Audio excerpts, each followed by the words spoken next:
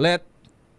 Lakay, nakaschedule na yung pagpunta ni Pangulong Marcos sa Cebu pero hindi pa ngayong araw. So aabangan Hindi pa natin ngayon. yan ngayong weekend, Lakay. Dahil ngayong araw, Lakay, ay sa Aguinaldo, Camp Aguinaldo, magtutungo ang presidente para pangunahan ng isang situation briefing sa NDRRMC.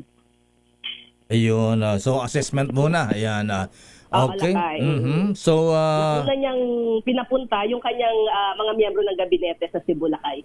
okay, oo. So kailan na pupunta ng Cebu? Bukas. Abangan natin, Lakay. Secret ba? Ayan. Unang pa ni Presidente, habang nawawala yung mga kongresista ng Cebu, ayan, pumunta na siya doon. Ayan. Baka dumating mga congressman doon, bubulahin lang siya. Ayan. Anyways, ano pa ang instruction ng Pangulo sa DICT? Bakit DICT? Oo, Lakay, may direktiba, Lakay, si Pangulong Marcos sa DICT na tiyaking walang Pilipino ang may scam ngayong Pasko. Kaya ayon sa DICT, kasado na ang Oplan Paskong sigurado na titiyak na mababantayan ang consumers para maging matiwasay ang e-commerce at online transactions. Sabi ni DICT Secretary Henry Aguda, nakikipagtulungan sila sa Bangko Sentral ng Pilipinas, sa mga bangko at mga enforcers para maprotektahan ang publiko mula sa online scams na laganap tuwing panahon ng Kapaskuhan.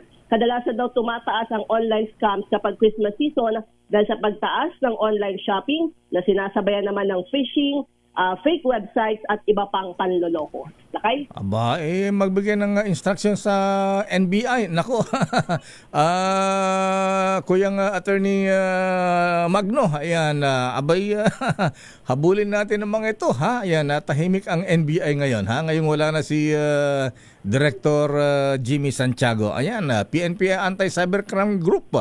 Ayan, ang anong grupo ni Gilbert Cruz, ni Yusek, ayan, siguro habulin ang mga ito. Ha? Marami pa rito, lalo na sa Makati. Ha?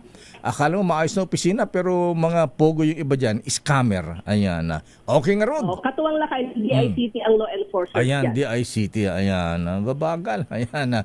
Mahina yata intelligence nila. Okay, maraming salamat, Miss Let, mula sa Malacanang. Good morning, balik sa'yo, Lakay.